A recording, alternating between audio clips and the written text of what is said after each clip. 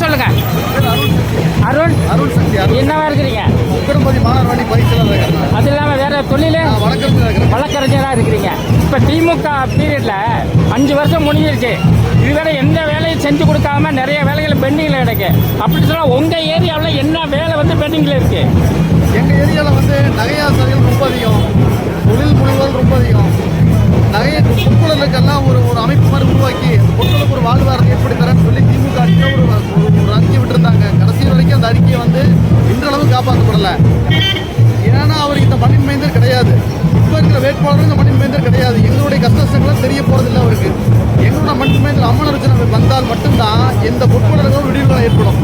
இன்னொன்று இந்த பழக்கடை லைன் இருக்குது, கருப்பூடி லைன் ஃபுல்லாக பழக்கடை லைன். இந்த பழக்கடை லைனுக்குன்னு ஒரு அமைப்பு வச்சு இந்த பழக்கடை வந்து மாற்றுறாங்க.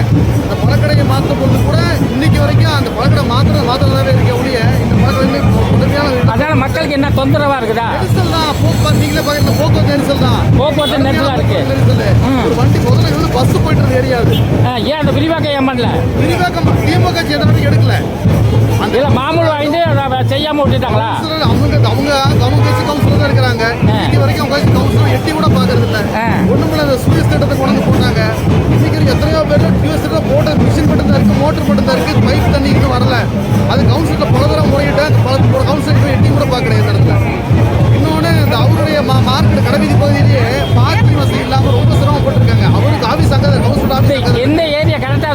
டிகே மார்க்கெட் சொல்கிறேன். டிகே மார்க்கெட் சொல்லிருக்கேன். சரி சரி ஆமாங்க. பழக்கெல்லாம் கருப்பூர் பழக்கத்தில் சொல்லிருக்கேன்.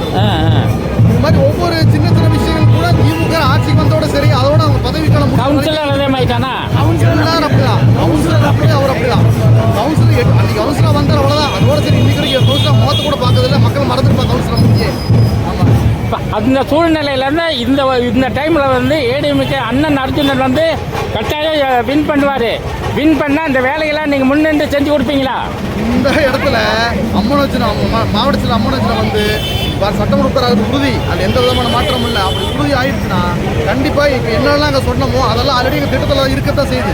இந்த மக்களுக்கு வாக்குறுதியை நாங்கள் ஆல்ரெடி கொடுத்துட்டு தான் இருக்கோம். உறுதி அதெல்லாமே நடைபெறும் போது உறுதி உதவியமாக போகிறதில்ல. திட்டம் தான் வரப்போகுது. ஓகேங்கண்ணா. ஓகே நன்றிங்கண்ணா.